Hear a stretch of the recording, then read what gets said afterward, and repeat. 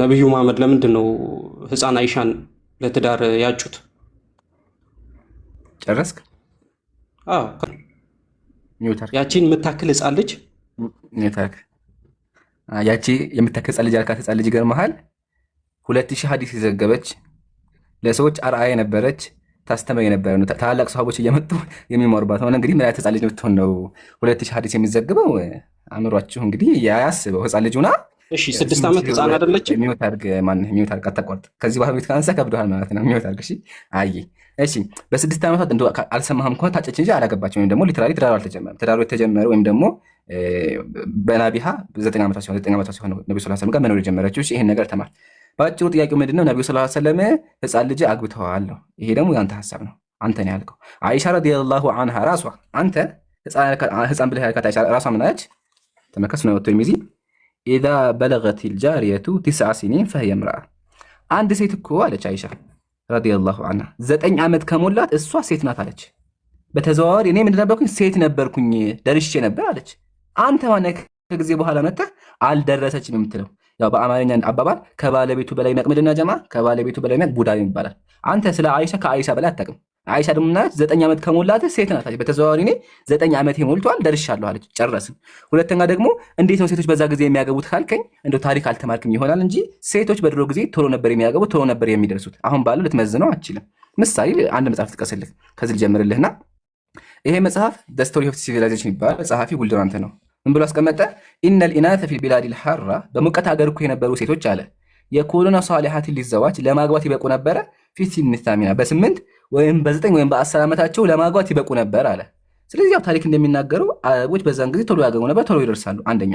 ሁለተኛ ደግሞ እንደውችንም ዝም ብለህ እንደው ሾፍ ፈርቀትማችን እቺ ሀገራችን ናት። ይሄ ዲያቆኑ የእግዚአብሔር ዲያቆን ነው እንግዲህ ያገባትን የ5 ዓመት ልጅ ነው ያገባውና እንደ ዝም ብለህ እነዚህን ተመከተልሃለሁ።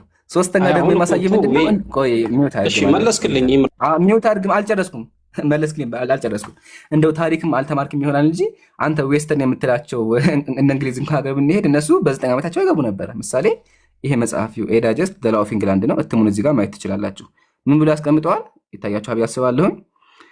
ባይ ዘ ሎው ኦፍ ስኮትላንድ አለ። በስኮትላንድ ህግ መሰረት አለ አንድ ሴት በፈለገችው ዕድሜ ማግባት ትችላለች አለ። ቢፎር ሄጅ ኦፍ 7 ከ7 ዓመት በፊት ማግባት ትችላለች አለ። በት ባይ ዘ ኮመን ሎ በኮመን ሎ ግን አለ ኤ ፐርሰን ሜይ ሜሪ አት ኤኒ ኤጅ አለ።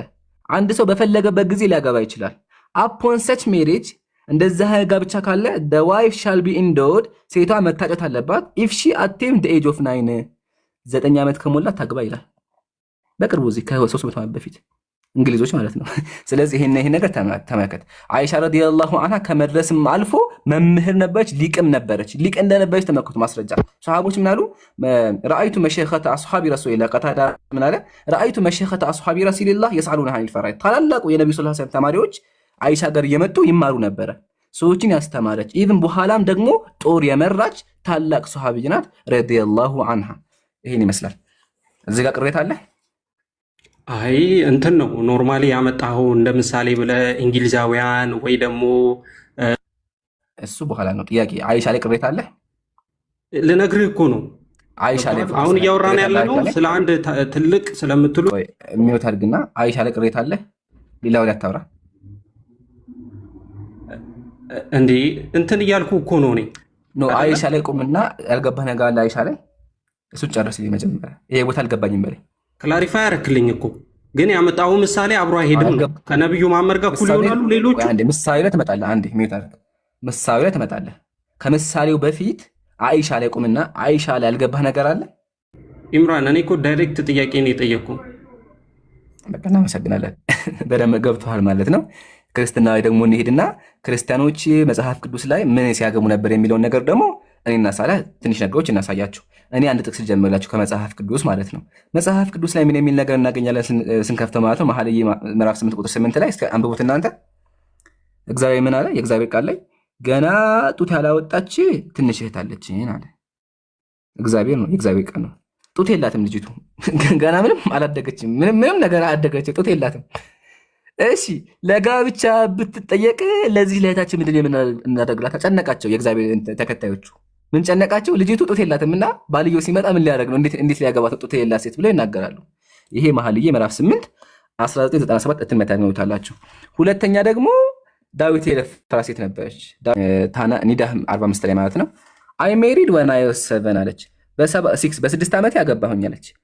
ኤን ዌን አይ ዋዝ 7 አይ ጌቭ በርዝ አለች። 7 ዓመት ሲሞላኝ ደግሞ ልጅ አስወለደኝ አለች። አስወላጁ ማን ነው? ዳዊት የእግዚአብሔር ነብይ። የስንት ዓመት ልጅ? የ7 ዓመት ልጅ። ይሄን መጽሐፍ ይዛችሁ ነው እስልምና መታችሁ የምታንቆርሱ። ግን አይሻ ረዲየላሁ ዐንሃ ፈቃደኛ እንደነበረች ኢቭን ከነብዩ ሰለላሁ ዐለይሂ ወሰለም በኋላ እንኳን ሰሃቦችን ስታስተምር እንደነበረ ፈቂህ እንደነበረች አይተናል። ወንድም ሳላህ አቡኪ የሚጨምር ካለ ጨምሩበትና ኢንሻአላህ ወደ ቀጣይ ሰው እንለፍ። ኦኬ ከመጽሐፍ ቅዱስ አንድ የርብቃን ታሪክ ማሳየት ፈልጋለሁ፣ ግን በጣም ረጅም ስለሚሆንብኝ እሱ ይህንን ታሪክ ካልኩሌት አድርገን ይህንን የሳራን እድሜ ከዛ የሞሪያን ተራራ ክስተት ከዛ የርብቃን የራሷ የሳራን ሞት ካልኩሌት ስናደርገው ሊትራሊ የምናገኘው ነገር ምንድን ነው? አብርሃም 137 ዓመቱ እያለ ይስሐቅ 37 ዓመቱ ነበረ። ሳራ ደግሞ 127 ነበረች። ርብቃ ያኔ ተወለደች። በ40 ዓመት ተጋቡ ይላል መጽሐፍ ቅዱስ። ኦኬ በ40 ዓመት ተጋቡ ይላል። ይስሐቅ 37 ዓመቱ ሲሆን ርብቃ ተወለደች። በ40 ዓመቱ ሲያገባት 40 ዓመት የሚኖረው ፕላስ ስንት ስታደረጉት ነው? 3 ስታደረጉት። ቆይ በቀይ ልጻፍላችሁ በደንብ እንዲታይላችሁ መጽሐፍ ቅዱስ የሚናገረው እንማወጣላችሁ። እሺ እቺን ነገር ቀይ ላርጋት፣ ሁላችሁ ተመልከቱ። ይስሐቅ 37 ዓመቱን ይዟል። ርብቃ ያኔ ተወለደች። እሱ ያገባት በ40 ዓመቱ ነው ይላል። ስለዚህ ሲደመር 3 ስንት ነው የሚሆነው? 40 ዓመት። ያኔ የተወለደችው ርብቃ ደግሞ ሲደመር 3 እሷ ደግሞ 3 ዓመት 40 ለ3 ነው የተጋቡት። ይሄኛው እሱኛው 40 ሆኖ እሷ ደግሞ 3 ሆና ነው። ይህንን ደግሞ ራሳቸው የአይሁድ ስኮለሮች ለምሳሌ በዙሃር መጽሐፋቸው ሲያስቀምጡ the verse should read tested Isaac was already 37 years old እሱ 37 ዓመት ነበር ይላል። ያኔ 37 ዓመት ነበር። በ40 ተጋቡ ይላል። ስለዚህ እሱ 40 ነው፣ እሷ ደግሞ 3 ናት። ለዚህ ይህንን ሲያስቀምጡ ምን ይላሉ በመጽሐፋቸው ላይ? ይኸው እሱ በ40 ዓመቱ እዚህ ጋር Isaac was born in 127 when she died at that time Rebekah was born and he waited until she was 3 3 ዓመቷ እስኪሆን ጠበቃትና አገባት ይላል። 3 ዓመቷን ስትይዝ ጠብቆ አገባት ብሎ ያስቀምጣል። ስለዚህ የተጋቡት 40 ለ3 መሆኑን ታሪኩንም ካልኩሌት ማድረግ እንችላለን። ኮሜንታሪዎችንም ስናይ 40 ለ3 ነው የተጋቡት። ይህ በግልጽ የሚያስቀምጠው ነገር ነው እና መጽሐፋቸው ላይ የዛሬ 400 ዓመት በፊት የተጻፈው መጽሐፋቸው ፍትሐ ነገሥት ንባቡና ትርጓሜው ላይ መጋባት ያለባቸው ብሎ የሚያስቀምጠው የሚጋቡትም የሴትና የወንድ አካለ መጠን ያደረሱ ይሁኑ፣ ወንዱ 20 ዓመት ሴቷ 12 ዓመት የሆናት ይሁኑ ይላል። ሴት 12 ዓመት። ስለዚህ የ12 ሴት ዓመት ዕድሜ ያላት ሴት ማግባት ትችላለች ይላል። ይሄ ደግሞ የአይሻን በነገራችን ላይ በ3 ዓመት ነው የሚበልጠው። ያን ያህል እንግዲህ ዲፈረንስ እንዳሌለ ሁላችሁም ልትረዱ ትችላላችሁ። ስለዚህ ይህንን ተሸክመው አንድ ሰው እስልምና ላይ አርጊመንት ላይ ያነሳ አይችልም። ሌላ ክርስቲያኖች ካሉ መቀጠል እንችላለን። ጀዛከላሁ ኸይረል ጀዛ። እኔ የቅድሟ ሴት አሳስደናለች። እሷን ሄዳችሁ ጠበቃ ሆኑላት። ፍትሃዊ መሆን ፈልጋችሁ ከሆነ ወደ ጎጃም አካባቢ ሄዳችሁ ተቃወሙላለሁ። እሺ ክርስቲያን ሰላም ብያለሁ።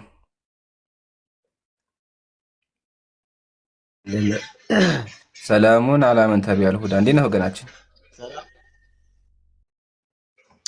አለው ኢየሱስ ይመስገን። እንዴ ምን ነው?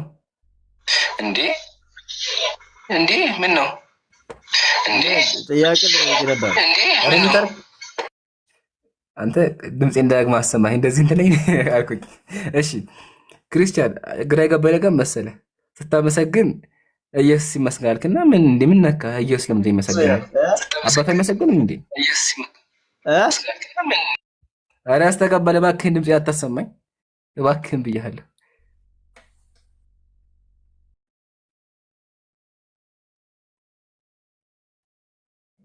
ኢየሱስ ይመስገናልክና ነው። እስኪ አሁን ጥሩ ነው። ኢየሱስ ይመስገናልክና ነው።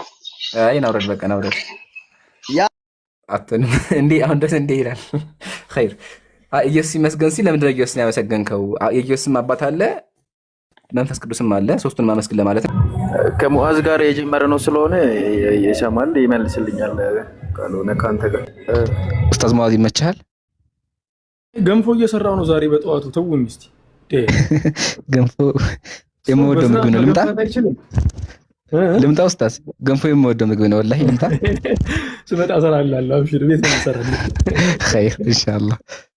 አይ በቃ እኔ አወራዋለሁ። ገንፎ መስራት የማይችልበት ዓለም ዮሐንስ ምን አረኩ እስቲ? ለማንኛውም ነው አብሽር ዮሐንስ ችግር የለውም መግባት ትችላለህ። አው ባለፈው እያወራን መሀል ላይ ስላቋረጠን እኮ ነው። የትኛውን ነበር ስናወራ ነበር? ስለ ቁርአን ትረሳለህ። እሱማ ትረሳለህ። ቁርአን ሰዎች በራሳቸው ጊዜ ነው የጻፉት በሚል ማለት ቁርአን በሽምደዳ ነው ያወረደው። እሱ ላይ ነበረ ጥያቄ። ከዛ እሺ ለምንድን ነው የጻፉት ምናምን ብዬ ስጠይቅ ምናምን ነገር ከዛ ላይ መልስ እየሰጣኸኝ ከዛ መሀል ላይ እንትን አለ። ቁርአን በሽምደዳ ብቻ አይደለም፣ በሽምደዳም ተሸምድዶም ነበር ተጽፎም ነበር። በዚህ አንዴ ነግሬሃለሁ ባለፈው። ይሸመደድም ይጻፍም ነበር። ከሰሃቦች መካከል ቁርአንን የጻፉ በጣም ብዙ ሰሃቦች ናቸው። ሐታ ነብዩ ሰለላሁ ዐለይሂ ወሰለም መጀመሪያ አካባቢ ንግግራቸው እንዳይጻፉ ላይ የከለከሉበት ምክንያት አንዱ ለቁርአን ጥበቃ ሲባል ነው። ተግባባን? ለመጠንቀቅ። ከዚያ በኋላ ደግሞ ቁርአንን ሰሃቦች በደንብ አድርገው ከተላመዱትና ካወቁት በኋላ ግን ሐዲስን መጻፍም ተፈቀደ ማለት ነው በነብዩ ሰለላሁ ዐለይሂ ወሰለም። ስለዚህ ቁርአን በሁለቱም መልኩ የወረደ የአላህ ቃል ነው።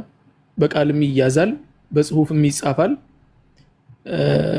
ያን ያለው ነገር ዮሐንስ በጣም ጥሩ ነው። አይ አምላክ አላዘዛቸውም ወይ ነው ጥያቄው። አምላክ ሳያዛቸው ነው የጻፉት ሰዎች በራሳቸው ጊዜ ተነስተው ተጠብቃለሁ ነው ያለው። የሚጠብቅበት መንገድ ደግሞ አላህ Subhanahu Wa Ta'ala ነው የሚያውቀው። የሚጠብቅበት መንገድ ግዴታ አድርጎባቸው ግን ይሄን ነገር ካልጻፋችሁ እንትን ካላላችሁ አላለም አላህ Subhanahu Wa Ta'ala። የሚጠብቅበት መንገድ በዚህ መልኩ ነው ብሎ ቁልጭ አድርጎ አላስቀመጠም። የተናገረው ኢና ነሕኑ ነዘልና الذክረ ወኢና ለሁ ለሓፊዙን፣ ቁርአንን አውርደናል እንጠብቀዋለን አለ።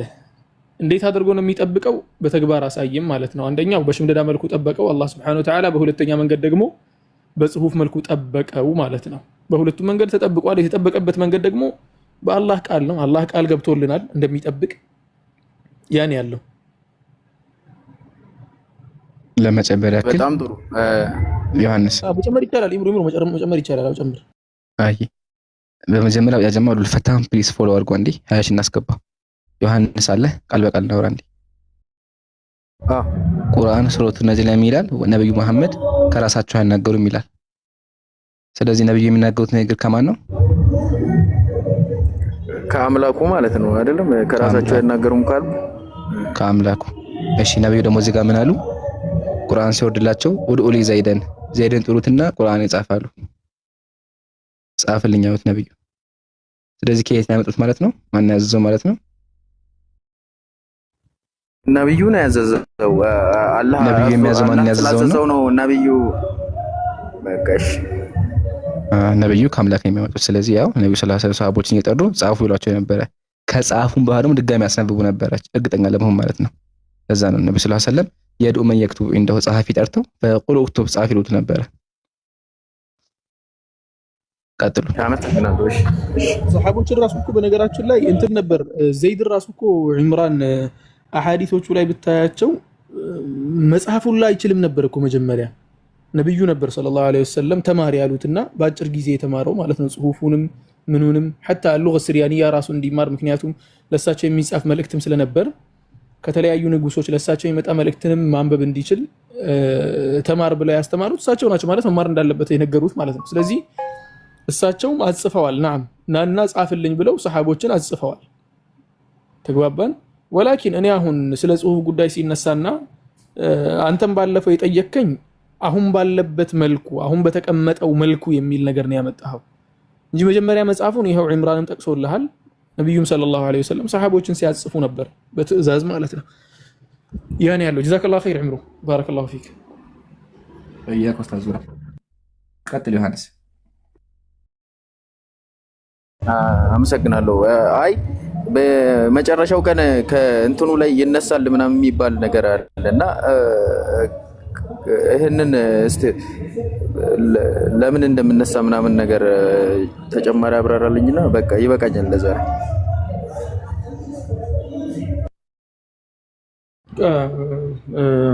ዮሐንስ ዛሬ ገንፎ ልታበላሽብኝ ተበላሽቷል። ለማንኛውም ትቼዋለሁ እና እንትን ነው ነብዩ ሰለላሁ ዐለይሂ ወሰለም ተናግረዋል ስለዚህ ጉዳይ። ቂያማ ስትቆም በክፉ ነገሮች ላይ ነው ተባባን። تقوم القيامة على شرار الخلق حتى كخلق راسه كمخلوق راسه ቅያማ የምትቆመው በጣም ክፉ የሆኑ ፍጡሮች ላይ ነው። በጣም ወንጀልን የሚሰሩ መጥፎ ነገሮችን የሚያደርጉ ፍጡሮች ላይ ነው።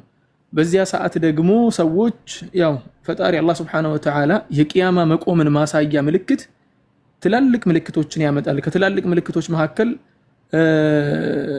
ፀሐይ በመጥለቂያዋ ቦታ መውጣቷ ማለትም ምስራቅ አርላሁ የምትወጣበት በምዕራብ በኩል ፀሐይ ስትወጣ በተቃራኒ እና መሰል ነገሮች ምልክቶች ይከሰታሉ። ከነኚህ ምልክቶች መካከል ደግሞ ያው ከትላልቅ ምልክቶች ባይባልም ቁርአን መሐው መደረጉ ቁርአን ይርፈዑ العلم ነው ያሉት። اللهم صل وسلم على نبينا محمد ዒልም የሚባል ነገር በአጠቃላይ ይነሳል ነው ያሉት። የዒልሙ መነሳት ለምንድን ነው ሲባል ምድር ሙሉ በሙሉ ስለተበከለችና የተውባ በርም ስለተዘጋ ነው። ከዚያ በኋላ لا ينفع نفسا ايمانها لم تكن امنت من قبل وكسبت في ايمانها خيرا ከዚያ በፊት አምና ካልነበር አምና ካልተዘጋጀች ከዚያ በኋላ ማመን የማይጠቅምበት ሰዓት ነው። ያ ሰዓት የመጨረሻ የትንሳኤ ቀን ነው ማለት ደረሰ ማለት ነው። ስለዚህ ያ ምልክት ነው። አላህ Subhanahu Wa Ta'ala ይጠብቀን። ያንን ቀን ከመድረስ በፊትም አላህ Subhanahu Wa Ta'ala ይውሰደን። ያን ያለው ምክንያቱም መጥፎ ነገሮች ናቸው ምድር ላይ በዚያ ሰዓት የሚቀሩት። ቅያማ የምትቆመው በመጥፎ ነገሮች ላይ ነበርና ማለት ነው። حتى እሱ ብቻ አይደለም ባይደወይ መልካም የአላህ ባሮች በአጠቃላይ እኮ ይሞታሉ። መልካም የአላህ ባሮች የሚባሉት እኮ ቅያማ ከመቆሟ በፊት እኮ ነው የሚሞቱት እነሱ። ተግባባን? እነሱ በአጠቃላይ ቅያማ ከመቆሟ በፊት ነው የሚሞቱት እና ይሄን ያለው ነገር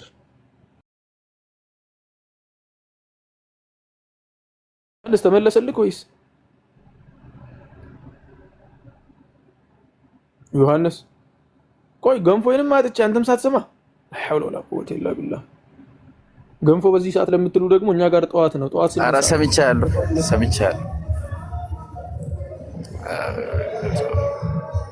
እሺ ዮሐንስ ገብቷል። እንዳረብሻችሁ ብዬ ነው። አዎ ነገር ጫጫታ ነው። እሺ ችግር የለውም። خلاص ኢምሩ ቀጥል። ባረከላሁ ፊክ ኢምሩ። የምጨምረው ነገርም ካለ በዚህ ነገር ላይ አይ በቃ ጀዛከላሁ ኡስታዝ፣ በደንብ በሚገባ መንገድ ገልጸዋል። አላህ ይቀበልህ። ያው እንግዲህ የገንፎውን አፉ በለን ገንፎ ደግሞ ቶሎ እዚህ ጋር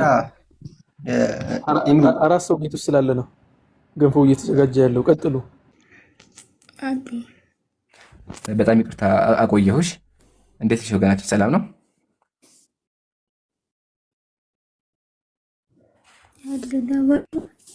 ምን አልሽኝ?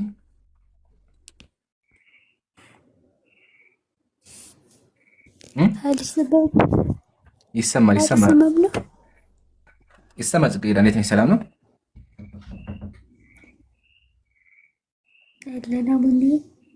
አለን አልሐምዱሊላህ።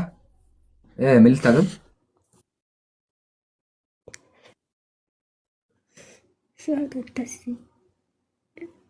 ማሻአላህ። ስለ እስልምና በደንብ ተምረሻል?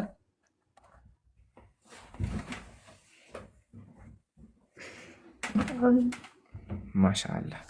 እሺ ያው እስልምና ከተማርሽ አንድ ሰው ሻሃዳ አስዙኝ ካለ እኛ ሙስሊሞች የማሳዝ ግዴታ አለብን ኢንሻአላህ።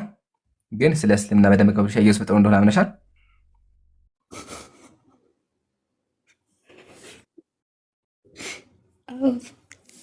እሺ ስላሴ ውሸት እንደሆነ ገብቶሻል?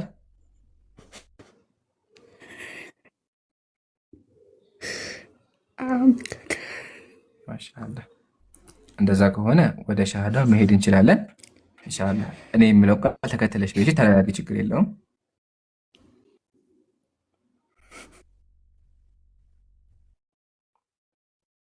ዝግጁ ነሽ?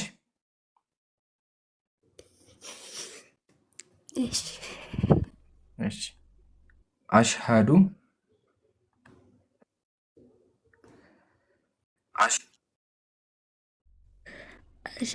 አን ላ ኢላሃ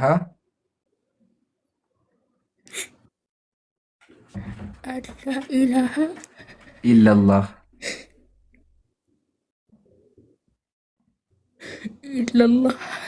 ወአሽሃዱ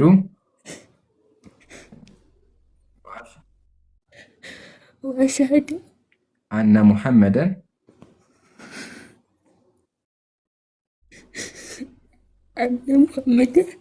አብዱሁ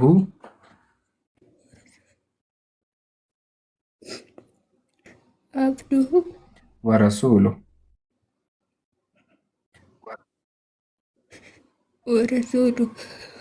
ከአላህ በስተቀር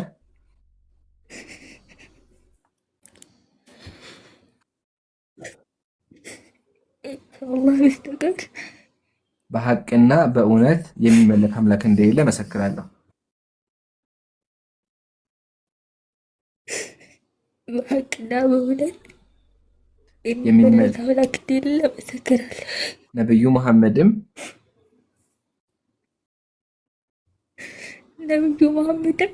የአላህ ባሪያና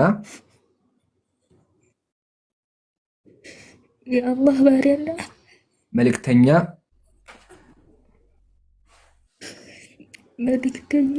መሆናቸውን መሰክራለሁ።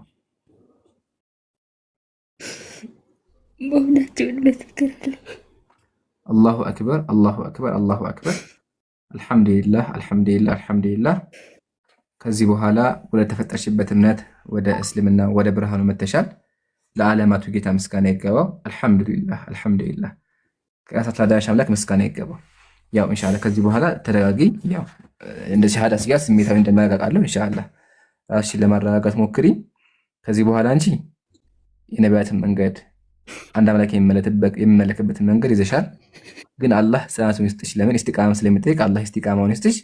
አላህ በጀነት ከምንሰበሰቡት አድርገን። በቻልሽው በርቺ፣ በቻልሽው ተማሪ። ከዚህ በኋላ አንቺ ምንም ማህጣት የለብሽም። ማለትም እንደ አዲስ እንደተወለደ ንጹህ ልጅ ነሽ። ስለዚህ በቻልሽው ኢባዳ ላይ አምልኮ ላይ በደንብ በርቺ። ስለ እስልምና ደግሞ በደንብ ተማሪ። እሺ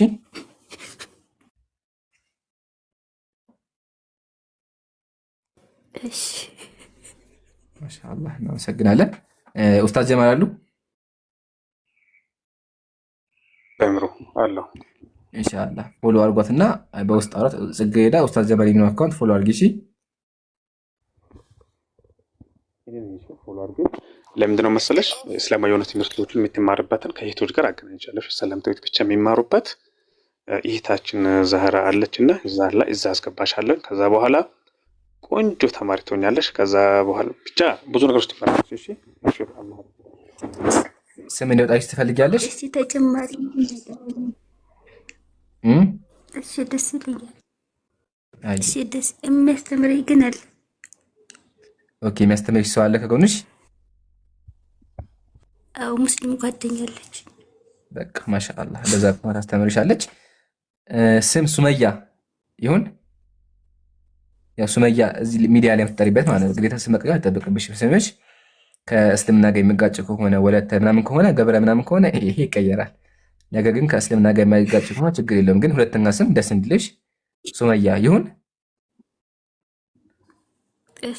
ማሻአላህ ከዚህ በኋላ እህታችን ሱመያ በመምጣት ኢንሻአላህ አላህ ይለያስሽ። በርቺ እሺ። በቻልሽው እኔ የምለው ሰላም አለይኩም። ወአለይኩም ሰላም ወራህመቱላህ። ቢያንስ መዘጋጃ ቤት ታደርጉኝም እንዴ? ስም ማውጣቱን እንኳን ወላሂ ሻሃዳ አሲዝልህ ነበረ። ከጀመርኩ በኋላ አየሁ። አፉ በለኝ እንትን ነበር ሲጀመር እኔ አይመቸኝም ነበር። ወላሂ ከልጄ ጋር ቢዚ ነበርኩኝ። እሱኛው ካመለጠኝ ስሙ ያመልጠኝ። ቅድምም ስም አውጥቼ ነበር አይደል? ሁለት ይሆን ነበር እንግዲህ አበላሸው። አፉ በለኝ እንግዲህ ወላሂ በጣም ምርጥ ስም ነው። ሱመያ በጣም ምርጥ ስም ነው። አላህ በረካ ያድርግህ። እሷንም ደግሞ አላህ ያጽናት። አልሐምዱሊላህ።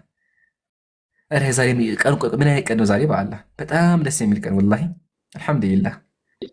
አይማስ ኡስታዝ ምናልባት የምር ዛሬ ከመጀመሪያው ጀምሮ ማለት ነው በጣም ቅድም እኔ ልተኛ ነበርና የተለያዩ ጥያቄዎችን የጠየቀ በቃ እንደው 10 ሲኒ ማኪያቱ የጠጣሁኝ ነው ብንን አለብኝና በተጨማሪ ሚስተር ስሚዝን ማለት እኔ እንደግሌ ማለት ነው ወጣ ያለ ነገር ቢኖርበት እኔ ላመሰግነው እፈልጋለሁ። የኔ ያክል ጊዜ ሰጥቶ የኔ ያክል መወያየቱን በመቻሉ ማለት ነው። ካሁን በኋላ ምናልባት ኢምራንን ቤቱን ባወቀው ቁጥር ብዙ ነገር ከአንተ እንማራለን ብዬ አስባለሁ። እውቀት አለ፣ ስለ ሳይንስ ታውቃለህ። በዛ አእምሮ ማለት ነው የብሽ ቀና አድርገው። ሃይማኖት በስሜት አይመራም፣ የራሱ የሆነ ስሌት አለውና ስለዚህ ምንድነው የሚወሩ ነገሮች ማስተካከል እዚህ ጋር ማለት የኢምራን ቤት ስለሆነ አይደለም። በነገራችን የክርስቲያን የሙስሊም አይደለም። እኛን የበላይን የመታችን ሊያደርገን የሚችለው ማስረጃ ነውና ስለዚህ ቤቱን ፎሎ ቢታደርግ ይሄ ቤት ደግሞ እንደ ቤት ቢታየው ባይነኝ አፈን ጀዛከላህ ኡስታዝ። አንድ ነገር ልናገር። ኡስታዝ ሁሱ ባለፈው የተናገረው ነገር ነበር። እናንተ ተሳደቡ እኛ እናሰልማለን ብሎ ነበረ። ወገናችን ስሚዝ ቅድም ጀምሮ የተሳደብክ ነበር፣ ግን ደግሞ በአንተ ብቻ ክርስትና ምን እንደሆነ እግዚአብሔር ምን እንደሆነ አስተምረናል። ነቢዩ ሰለላሁ ዐለይሂ ወሰለም ምን ያክል ንጹህ እንደሆኑ በራስህ አንደበት ቃል በቃል እንድታምን አድርጌሃለሁ፣ እንድታወር አድርጌሃለሁና ለዛም ነው ያወቅሁት። ተጀመረ ቅድም ኮሜንት ላይ ቀይ መስመር ሲያልፍ አውርዱት እያላችሁ ነበረ። ያላወረደውበት ያቆየበት ምክንያት እንዲማር ብለን ነው፣ ለህዝቡም እንዲሁም ብዬ ነው እንጂ ወዲያውኑ ነበር የማባረው፣ ወዲያውኑ አባረው ነበረ።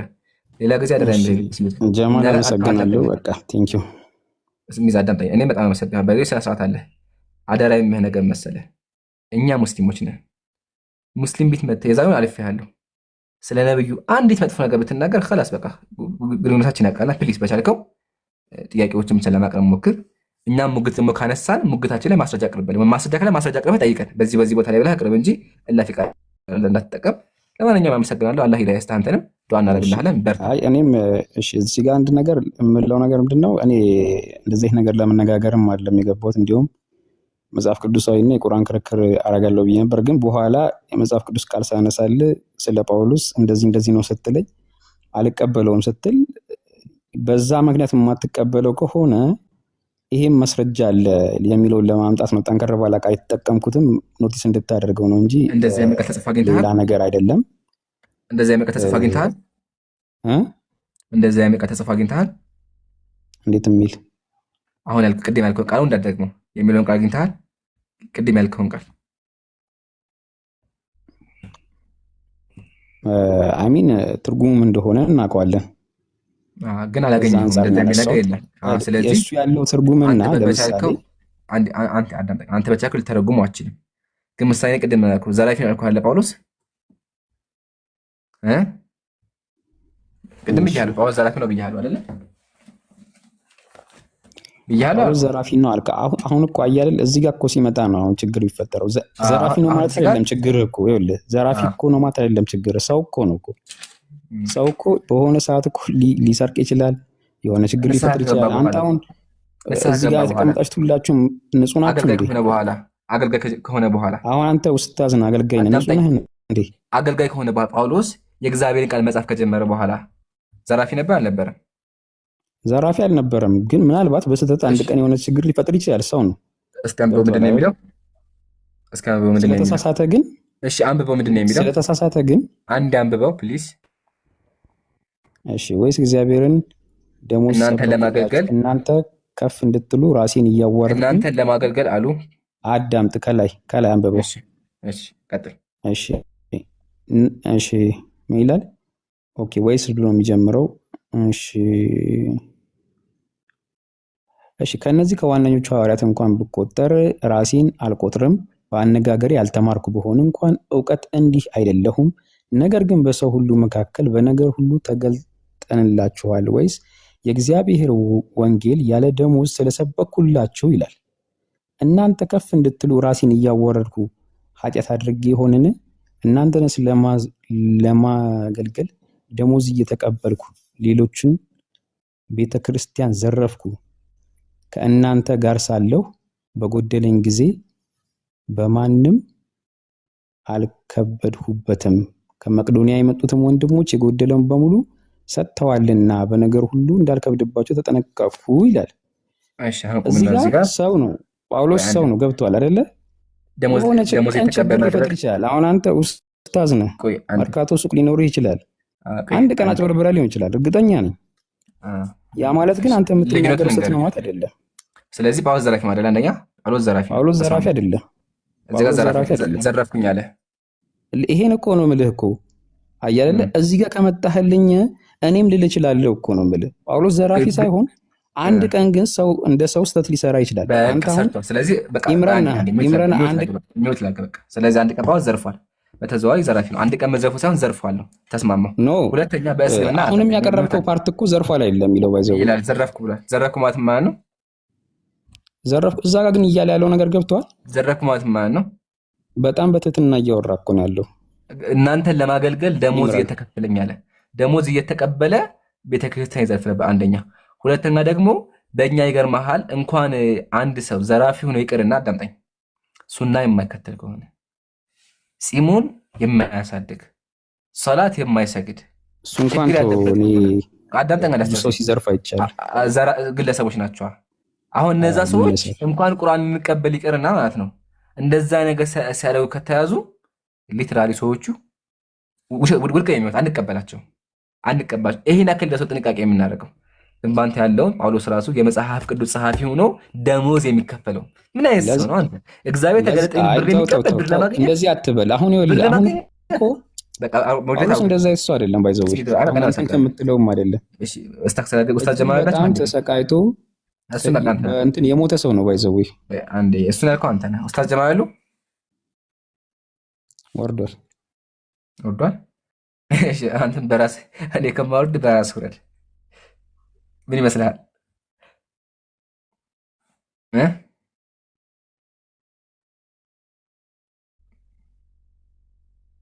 ወረደ እንዴ?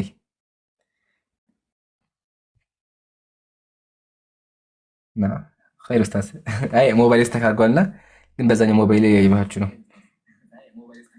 እሺ ኸይር ኡስታዝ ከተማች በደንብ ሄድበት አንተ። ግን በእኛ ኢቭን አንድ ሰው ውሸታምነት ይቅርና ብር የሚዘርፍ ከሆነ ኸላስ አንቀበለው። ሌላ ጊዜ ግን ወገናችን ዲስሚት እኛ ጋር ስመጣ ጥንቃቄ አድርግ ለማለት አላህ ሂዳያ ይስጥህ። እናመሰግናለን ለነበረን ቆይታ። አምላክህን ተምራል ብዬ አስባለሁ። ግን ፕሊዝ አስደፋሪ አምላክ አታምልክ። መጽሐፍ መሰጠሙ ይላል አስደፋሪ አታምልከው። ወደ እስልምና ስንመለስ ደግሞ መስፈርት አለ። መጽሐፍ ቅዱስን የተቀባሉ ዘራፊ ሆኖ እኛ ግን እንኳን ቁርአን ይቅርና ሐዲስ ለመቀበል ሰውየው አዳላ ፍትሃዊ መሆን አለበት፣ ታማኝ መሆን አለበት። መስፈርቶች አሉ። መስፈርቶችን ማሟላት አለበት። የብሩህ አሉን ዳቢጡን አምስሊህ ወታበኑ ፍጥብጥ ይሆናል። ሰውየው ሐፊዝ ነው ወይስ አይደለም? ሽማግሌ ከሆነ በኋላ ረሳው ወይስ አልረሳም? ምን አይነት ሰው ነበረ? ሱናው ምን አይነት ነበር የሚለው ይታያል። ኢቭን አልቡኻሪ ረህመቱላሂ ዐለይሂ ኢማሙ አልቡኻሪ ምን አደረጉ? አንድ ቀን ሐዲስ ሊቀበል በጣም ታዋቂ ሁለቱም ታውቁታል። ልድገምላችሁ። ብዙ መንገድ ተጓዘ ሐዲስ ሊዘግቡ ተጉዘው ሰውየውን አገኙት። ሰውየውን ሲያገኙት ምን እያደረገ ነበረ? ፈረሱን እያታለለ ነበረ። ባዶ ዕቃ እንደዚህ እያወዛወዘ ፈረሱን ይጣታል፣ እየሸጉራት ማለት ነው። ምን አሉ? ለፈረሱ ያልታመነ እንዴት አምነዋለሁ ብለው አልተቀበሉትም። ሐዲሱን አልተቀበሉትም። ሐዲስ ይሄን ያክል ጥንቃቄ የሚደረገው ይሄን ያክል ሐዲስ እንኳን ማለት ነው። የእናንተ ግን መጽሐፍ ዘራፊ ሞኝ እንደጻፈው አንተ ራሱ አምናል። ግን ሙግቱ ምንድን ነበረ? መዝረፉ ሳይሆን ሙግቱ ሱብሃንአላህ የዘረፈው እኮ አንድ ቀን ነበር የሚል ነበር ሙግት የነበረው። አያስቅም? በጣም ይገርማል እኮ ኡስታዝ ማለት ሂድበት።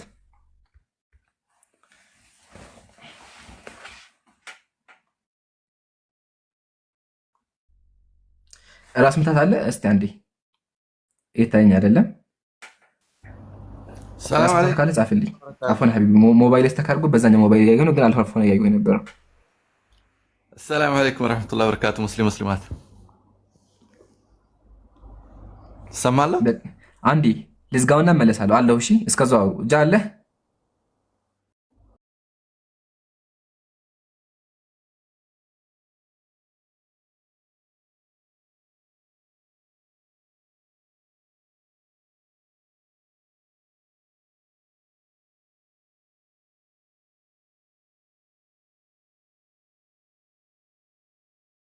ያ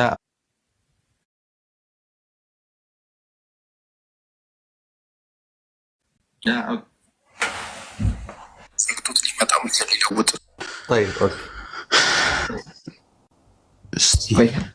ማለጃ አለት አይሰማለውን? አይ አሁን መታችሁ አቀጥሉ። ሰላም አለይኩም ወራህመቱላሂ ወበረካቱ። እንደ አዲስ ወአለይኩም ሰላም ወራህመቱላሂ ወበረካቱ። እንዴት ናቸው? ይምሩ ሁላችሁም ሰላም አለይኩም ብያለሁኝ።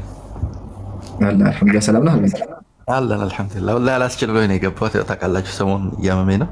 አላኩል ሐል ብዙ ጊዜ ይምሩ ይሄን ነገር ታነሳላችኋለህ፣ ይሄ የዳዊትን ጉዳይ እና ደፈረ የሚለው ቃል ይደብራቸዋል። ደፈረ አትበል ይላሉ። ግን ደፈረ የሚለው ቃል በግልጽ ተቀምጦ እናገኘዋለን ማብራሪያቸው ላይ ማለት ነው። ከፈቀድክልኝ ትልቁ ላይ አድርገኝና ላሳይ።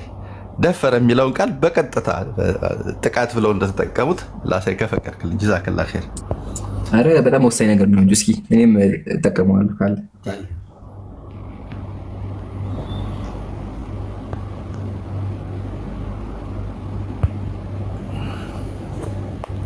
ላዙር ካሜራ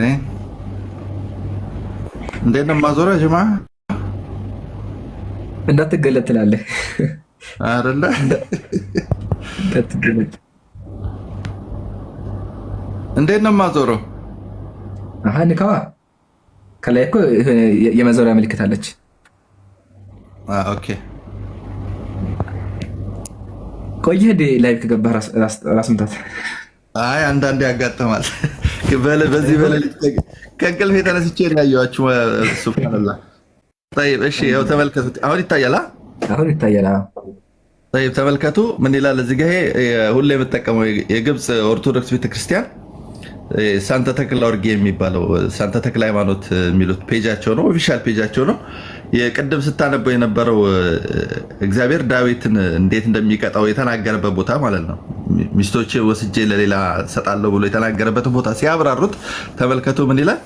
العقوبة الثالثة ይላል ሶስተኛው ቅጣት ይላል ለዳዊት العقوبة الثالثة هي الاعتداء።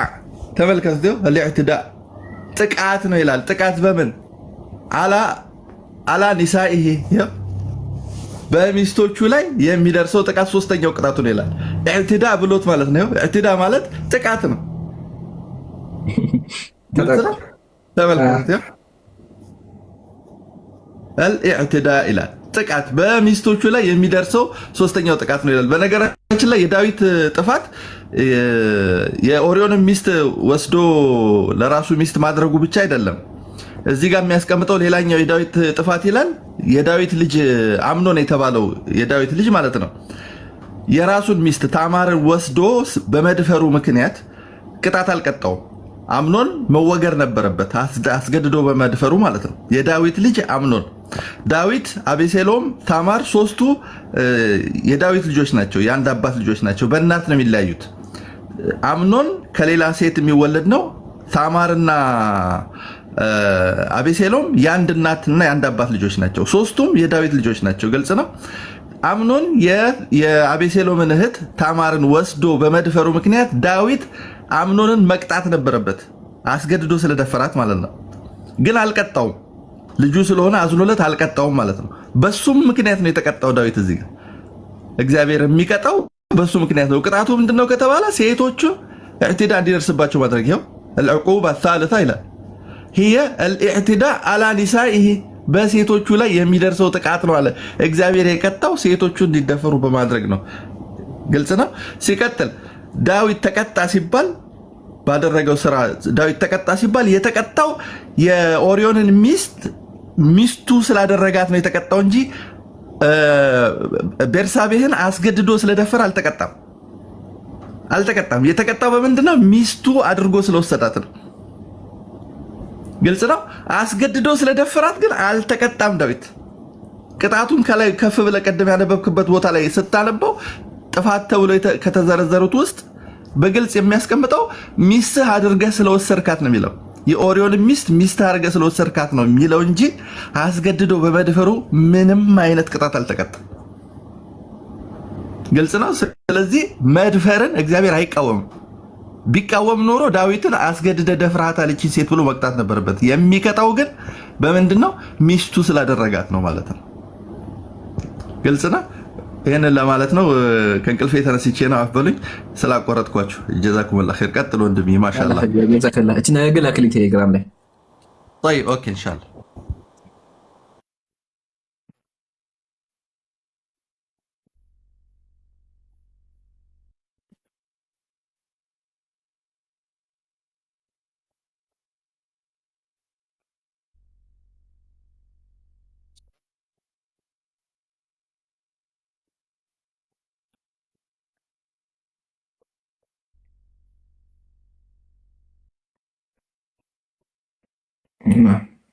خير جزاكم الله خير الجزاء. جا حبيبي عليه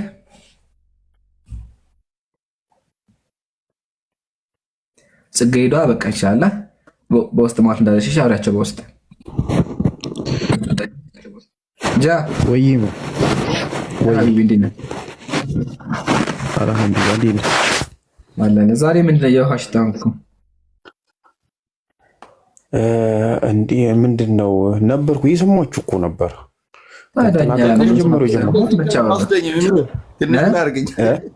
ትንሹ ላይ አድርገኝ እዚህ ላይ አድርገኝ፣ እንቅልፍ አይወስደኝም። ትንሹ ላይ አድርገኝ። እንደዚህ ላጋችሁ በቃ አዞረክ ራስ ምታት። አንዳንዴ እኔ እተኛለሁ እኮ ባለፈው ትዝ ይልሃል ብሮ፣ እያዳመጥኳችሁ ለጥ ብዬ ተኛሁ እኮ እስክትወጣ ድረስ። በጠራ በዛው ትሽውተናል። ሌላ ቤት ወስዶ ከተተኛ አንተ ስትወጣ ያጋጥማል። እኔ ደግሞ አሁን ድረስ የማረሳው መሰላችሁ ቲክቶክ እያየሁ እንቅልፍ ወሰደኝ። ጠዋት ስነሳ ማነው ስቶሪ ፖስት አድርጌያለሁ። ራስህን ፖስት ቢሆንስ? ወላሂ አልሐምዱሊላህ ተርፌያለሁ። ፖስት ያልኩት የሆነ አጋጣሚ እንትን ላይ ያቺ ህፃን ልጅ ያገባች ነበረች ቤተክርስቲያን፣ የእሷ ፎቶ ነበር ከላይ ያለው፣ እሷ ፖስት ሆናለች። እንኳንም በሱ አለፈልህ። አልሐምዱሊላህ ብቻ ኦቨርኦል ጥሩ ነበር። አይ ዛሬ ብታወራ ጥሩ ነበር። ያው ግን እኔም ብዙ ሰዓት ያስኩኝና ነው። ሸኝቶም ስራ መስራት ጥሩ ነው፣ ደስ ይላል።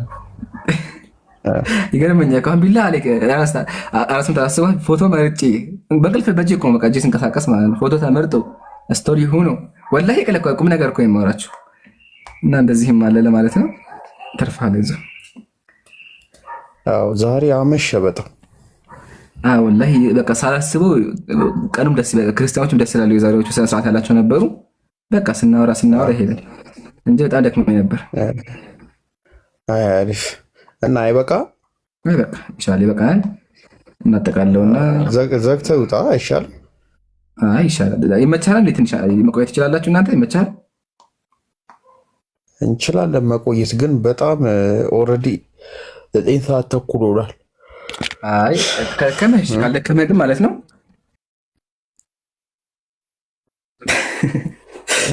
የአያቴ ምክር ድሮ ጀሞም እንዲተኛ ብዬ እኮ ነው እንጂ መቆየት እንችላለን። ግን በቃ ቀኑ ሙሉ ሲዞር የዋለ ጀማ። አይ በቃ እንደዛ ከሆነ ረፍት አድርጉ። እንትና ማለት ግን በቃ ሊትራሊ የኢትዮጵያ እንትና በቃ ድሮ አያቶቻችን እንደዛ ስወጣ ውሃ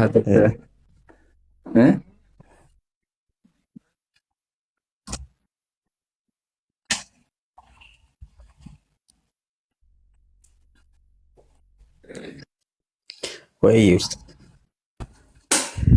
ኧረ እኔ አልተጠቀሙም። የመሬት ስልክ ማለት ነው ምንድን ነው?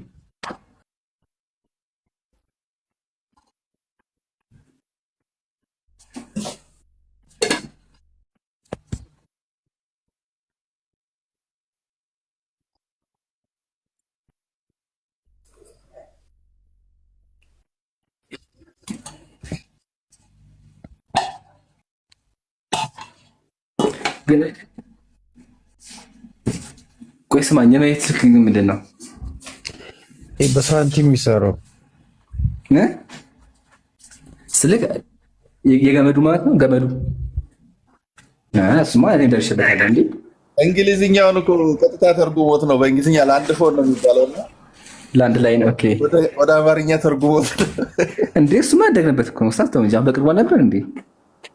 ወላሂ አስታውሳለሁ። አያቴ ቤት ነበረ እና በዛ ነበር የሚደወለው። አስታውሳለሁ። ቁጭ ብለን ነበር። ማየትማ መጠቀም ነው ያለው ኡስታዝ። አይ መጠቀምና ማየትማ እኔም አይቻለሁ። መጠቀሙን ነው መጠቀሙን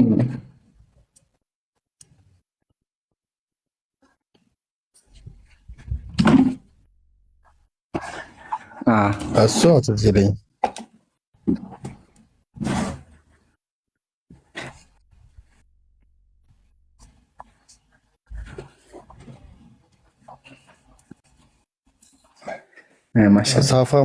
ሳፋ ማድረግ ደግሞ እንዳትረሽ፣ በር ላይ እንዳታዘርፍኛል። እንዲህ ሳልተባለም ይመቻችሁ ብቻ። እቺ ስልክ ታውቋታላችሁ?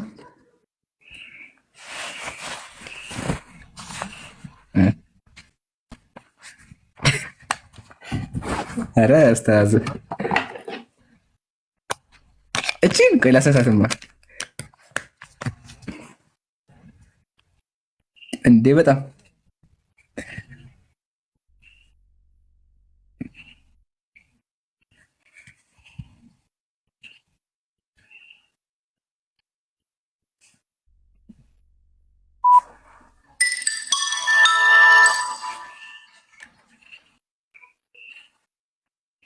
እዚህ ጋር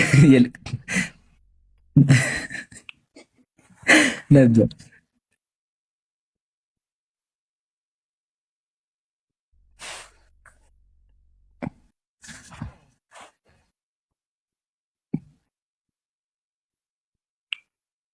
ነኪያ አደቆ ያለኝ ኡስታዝ ባይዘወይ በጣም አሁን ይሄ እኔ በህይወቴ ለመጀመሪያ ጊዜ ያስኩታች ነው ያጎቴ ነበር። ግን የሚያሳዝነው ፓርት መሰለህ በጣም የሚያሳዝነው ፓርት የሆንኩት ልንገርህ ነው። በዛ ይሄ ሞባይል መጀመሪያ የማማ ነበረ። ከዛ ላጎቴ ሰጠችውና በቃ ጋዝ እኔ ተሰጥቶኝ በቃ ተቀብዬው ላጎቴ ተከስቶለት ያ ሞባይል ማለት ነው የሆነ ዘመድ ቤት ልኩኝ። ከዛ እስከምትመለስ ድረስ ይቆይልህ ተባልኩ። ስመለስ ሲም አይሰራም፣ ሲም አይቀበልም። በቃ ጌም ብቻ እጫወትበት ነበር። በጣም ገራሚ ጌሞች ነበሩ። ይገርም ኡስታዝ ከበሮና ቻርጀሯ ተገኘ። ከበሮና ቻርጀሯ ይሄ ቻታ አረ ኡስታዝ ይሄ ሞባይል ገጠመኝ ልንገራችሁ ነው። ትንሽ ፈታ ላርጋችሁ። አልካትል የሚባል ስልክ ታስታውሳለህ ኡስታዝ? ማለት አሊ ካልካቴራ አልካትል ይላል። ሪንግቶኑ በጣም ነው የሚጮኸው፣ በጣም ማለት ነው። ኡስታዝ ራስ መታት አሊ ካልካቴራ ከምትባለው ምን አልክ? አልካልካቴራ አሊ ካልካቴራ ነገር አልካትል ነው የሚለው። አልካትል በኢትዮጵያ አሊ ካልካቴራ የምትባለው ወላሂ መጀመሪያ ያስቂ ቀይ ናት አይደል? ቀይ ከቴሌ የምትገዛው አዎ። በቃ እሷ ለመጀመሪያ ጊዜ ያዝኩት ሞባይል ለመጀመሪያ ጊዜ እና ሪንግቶኑ በጣም ነው የሚጮኸው። ከዛ እዚህ ዱባይ እኔ ምኖረው እንትን አካባቢ ኢንዱስትሪያል ኤሪያ አካባቢ ነበርና ምሳ ሰዓት ላይ ከምሳ ሰዓት ጀምሮ እስከ 10 ድረስ ይዘጋል፣ ስራ የለምና ጸጥ ነው የሚለው። ሁሉም በጣም ሰራተኛ ስለሆነ ጸጥ ብሎ የሚተኛበት ሰዓት ነው፣ ሙቀትም ስለሆነ ማለት ነውና ከመስጂዱ አጠገብ ነው ቤቴ። እንደ አስፋልቱን ስሻገረው መስጂዱ ነውና ኢቃም ሲል ነው ከቤቴ የምወጣው ማለት ነው። ኢቃም ሲል እወጣለሁ፣ አስፋልቱን ተሻግሬ እገባለሁ መስጂድ ማለት ነው። ከዛ እንዳልኳችሁ ሰፈሩ ጸጥ ነው የሚለው። 10 ሰላት ነው ኢቃም አለና ወጣሁ። እኔ ስወጣ ኢማሙ ሐረመ አላህ አክበር ብሎ ጸጥ ነው የሚለው። የሚቀራ ነገር ከላይ ስለሌለ ጸጥ ነው የሚለው። ማይኩ ክፍት ነው። የኢማሙ ስልክ ይሁን አወል ሰልፍ ላይ ካሉ ሰዎች የትኛው ስልክ እንደሆነ አላውቅም፣ ካወጠው ማለት ነው በስፒከሩ ታተረረንተረንተረንተረ ሰፈሩ ሁሉ ጸጥ ብሏል። ቅጥቅጥ መኪና በለው ክላክሶን ሊቆም ነው። በስፒከር አስቡት፣ በመስጂድ ስፒከር አስቡት። እንግዲህ ታተረረንተረንተረ ደከምኩኝ፣ አልገዛቅን እየሳኩ ደረስኩኝ። ከዛ ዘጉት ማለት ነው። ሱብሃነላህ ወላሂ በጣም የሚገርመው። በነገራችን ላይ ሰፈራችን አንድ አባት አሉ በጣም የምንወዳቸው እና መስጂድ ላይ ሲነሱ አሰላሙ አለይኩም ወራህመቱላሂ ወአለይኩም ሰላም ወራህመቱላሂ ወበረካቱ፣ ስልኩን እንደኔ ማጥፋት የማይችል እንደኔ መሀይም የሆነ ሰው ካለ ድንጋይ ያውጣ ብለው እሳት ይገባሉ። ወላሂ አስታውሳቸዋለሁ። እና ብቻ በጣም ገራሚ ታሪክ ነበር። ያው ኤርፎን ብቻ አድርገን ትምህርት ቤት የምንሄድበት ሰዓትም ነበር። ኤርፎን በኪሳችን ይዘን ወላሂ ኤርፎን ብቻ አድርገን እንሄዳለን። ይሄ የዚያኔ ኤርፎን አይደለም የሚባለው፣ ወክማን ነው የምትባለው። እቺ ገመድ አላት ቴፕ ላይ የምትሰካ፣ እሷን ይዘን ኪሳችን ውስጥ እንሰካና የሞባይል ባለቤት ነን። ያው ተግባባን። በቃ ለማስፈራራት እኮ ነው። ይኸው ጀማል ከታች አለ። ጀማልና ሰሊማ እኔ አንድ አይነት ስራ ነው የሰራ ነው። እና ለማንኛውም አየር ይዘን ነበር ማለት ነው። በዚያ ጊዜ ዕምራን ያሳየን ሞባይል የባለ ሀብቶች ስለሆነ እንደነገርኳችሁ ነው። ያንን ስልክ ከያዝክበት ቀን ጀምሮ ያንተ መደብ ይለያል። ሌላ መደብ ነህ፣ ትከበራለህ፣ ጓደኞች ይከቡሃል። ለእረፍት ሰዓት እንደምንም ብለህ ተጨርጭረህ የሆነ 2 ብር መያዝ አለብህ። ተግባባን። ምክንያቱም ያው የሀብታም ወጪ በጣም ከፍተኛ ስለሆነ ማለት ነው። እና ብቻ ላይ በጣም ደስ የሚል ጊዜ ነበር። ለዓለሁ ኸይር ሁሉንም አሳልፈናል። አልሐምዱሊላህ ለዚህ በቃን። አሁን ደግሞ ስክሪን ተች ያልያዘ ሰው እንደንትን ነው የሚታየው። የዚያኔ እኮ ስክሪን ተች ስትይዝ አላሁ አክበር የእሱ ሞባይል እኮ ይነካካል። አባቴ የሆነ ጊዜ ሰፈር ሲመጣ በጣም ይወራ ነበርና የሙዓዝ አባት እኮ ራሱን ማውራት ጀመረ አሉ። ለካ ፋዘር እንትን አድርጎ ነው የገመዱን ኤርፎን አድርጎ ነው እያወራ የሚሄደው ስልክ ራሱን ማውራት ጀመረ ምናምን። ከዚያ በኋላ በቃ በጣም ተወርቶ ነበር። ምክንያቱም ስልክ አይታወቅም 1100 ያው ፋዘር ነጋዴም ስለሆነ ቶሎ ነው የያዘው ለስራ ጉዳይ ማለት ነው። እና በጣም ከባድ ነበር። እናንተ እንደምታዩት አይደለም፣ ዛሬ ቀለል አድርጋችሁ እንደምታዩት አይደለም። አልሐምዱሊላህ ሌላ ታሪክ አላችሁ ያለፈ ነገር እንዲህ ፈገግ ካሉ አሁን እንዲህ ደስ እንዳላቸው እና እንደሳቁት ሁሉም ሄዶ ይተኛ እኛም እንተኛ።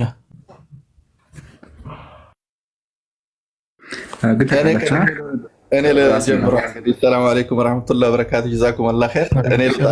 እኔ ልቅደም በመውረዱ አላህ ይባርክ ፊክ ሐቢበና አላህ ይባርክ ፊክ ጀዛኩም አላህ ኸይር። አላህ ስራችሁን ይወደድላችሁ። ሰላም አለይኩም ወአለይኩም ሰላም ወራህመቱላሂ ወበረካቱ። ኡስታዝ ሙአዝ ታውቃለህ የድሮ እቃዎች እኮ እንደ ድሮ እንዳሁን አይሆንም። ቆይ አንተ ቀጥልሽ እያወራን አይደል እንዴ?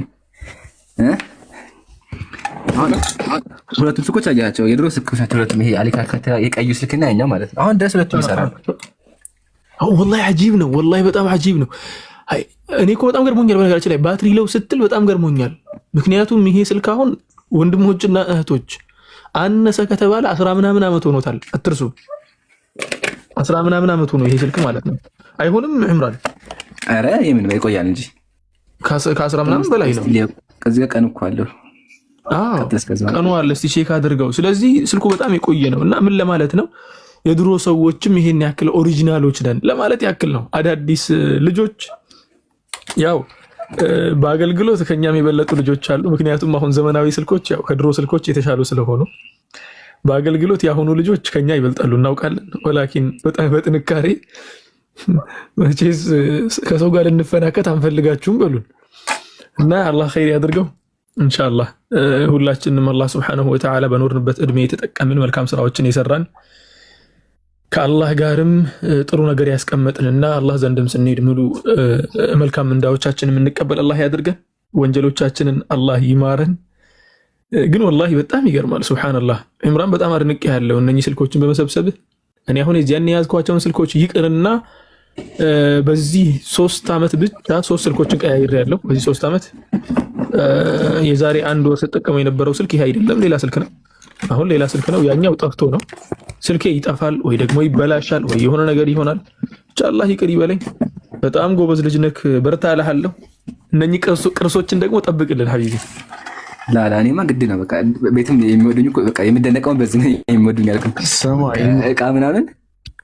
አቤት እኔ የገመዱ ስልክ አለኝ። ይሄ የሚሽከረከር የገመዱ ስልክ ማለት ይሄ ተረር የሚደረገው አይደል? እንዲህ አሽከርክረህ ዜሮ ለመንካት ዜሮዋን ይዘህ ሳብ አድርገህ እዛ ጋር ተወስደዋለህ። እሱ ማለት ግን አያቴ ጋር አለኝ። እኔ እሱ 2 አለኝ። እስቲ ያሳየኝ። ስልክ ተቆልፎበት ያውቃል? እናንተ ቤት ስልክ ተቆልፎበት ያውቃል? ያንን ሲስተም የሚያውቅ ሰው እስቲ ከእናንተ እኛ ቤት አሁን ይቆልፋል። 2 አይነት አለ። ይሄ ቁጥሩ ሲመጣ በመዝጊያ በሳጥን ሆኖ የቁጥሩ ነው እንዳይሽከረከር ከእንትኗ ጋር ይቆልፏታል። ቁልፉ ይቆልፍበታል። ይሄ ትንሽ ቁልፍ አለቻት እና እኛ ቤት ደግሞ ስራ ቦታ የሚሽከረከረው ስልክ ስለሆነ ይሄ ቁልፍ ይደረግበትና ቤት ያለው ደግሞ ይሄ ቁጥር የሚነካካው ስለሆነ ኖርማሉ ይደረግበታል። ወላሂ ባይገርማችሁ ማለት ነው። የድሮ ስልክ ሀክ ማድረግ ምን ያህል ቀላል እንደሆነ ልንገራችሁ። ምን እናደርጋለን? እቺ አሁን ፕረስ ስታረጋት ስልኩ የሚዘጋው እንትን የለም ትንሽዬ ከላይ የምትወጣው ማለት ነው። እሷን ደጋግመን 10 ጊዜ 8 ጊዜ 9 ጊዜ እነካካዋለን። ነካ ስናደርገው መጨረሻ ላይ የተደወለውን ስልክ ድጋሚ ይደውላል። ተግባባን? ይሄ ፕረስ ሲደረግ የሚዘጋበት እንትን የለም። እሱን ደጋግመዋለን በደንብ አድርገን። ወዲያው በቃ ስልክ ይደውላል። የኛ ፍላጎት ደግሞ የዚያኔ እከሌ ማውራት አይደለም፣ በቃ ስልክ ማውራት ብቻ ነው። ከማንም ጋር ይደውል ችግር የለብንም። ፈረንጅ ሀገርም ይሁን ጅኒ ጋርም ይሁን ስልክ ማውራት፣ ስልክ አወራሁ ይባላል። ውጭ ተወጥቶ ማለት ነው። ትናንትና እኮ ስልክ አውርቼ ነበር ምናምን። ከዚያ በቃ እንትን በግብዣ ነው፣ የእረፍት ሰዓት ምግብ ማለት ነው። በግብዣ ነው እከሌ ስልክ አውርቶ ነው የወጣው። እከሌ ባጃጅ ተሳፍሯል ተብሎ የሆነ ጊዜ ወላሂ ያስታውሳለሁ፣ ተጨበጨበለት። አንድ ልጅ እከሌ እኮ ባጃጅ ተሳፍሮ ያውቃል ተብሎ በጣም ተጨበጨበለት። እና ብቻ ያላሳለፍነውን ነገር ጠይቁን። አላሁ አክበር። በጣም ብዙ ነገሮችን አሳልፈናል። አልሐምዱሊላህ። አልሐምዱሊላህ። እቃ ማስቀመጥ ጥሩ ነው። እስኪ እንጃ ግን በአላህ አሳየኝ እንትኑ የገመዱን ካርጋ አሳየኝ። ግን በጣም ነው የሚያናደርገን መሰለኝ የአሁኖቹ እቃዎች። አሁን አሳያለሁ። አሁን የለም። ኧረ ተኝቻለሁ፣ ተነስቼ ምናምን ሞራሉ የለኝም። ነገ አሳያለሁ፣ አስታውሰኝ። ኢንሻአላህ እኔ ጋር ነፍቃ አለ የድሮ እቃ ቤት፣ በጣም የድሮ እቃ ከላየ ነው አናማ ከላየ ነው። ምን ይሰራል? ነገ አሳያችኋለሁ። አይ ግን ይመናደም መሳሁን ያው ጨርሳችኋል? ወደ ጥያቄ ልግባ። አይ ጠይቂሽ። ሰላም አለይኩም ወራህመቱላሂ ወበረካቱ። ያ ጀማ ስላገኘኋችሁ በጣም ደስ ብሎኛል። የመጀመሪያ ጥያቄ የሚሆነው እኔ የምኖረው እዚህ ሳውዲ ነው፣ ማዳም ቤት ነኝና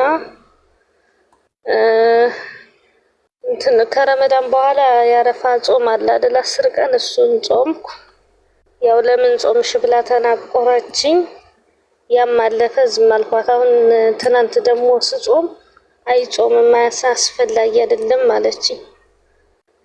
እና እንዴት ምናምን ስላት አይ አስፈልጊ አይደለም፣ ብዙ ጊዜ እኮ እንደዛ አይደለም ሸሪዓው የእናንተ የኢትዮጵያ የተሳሳተ ነው።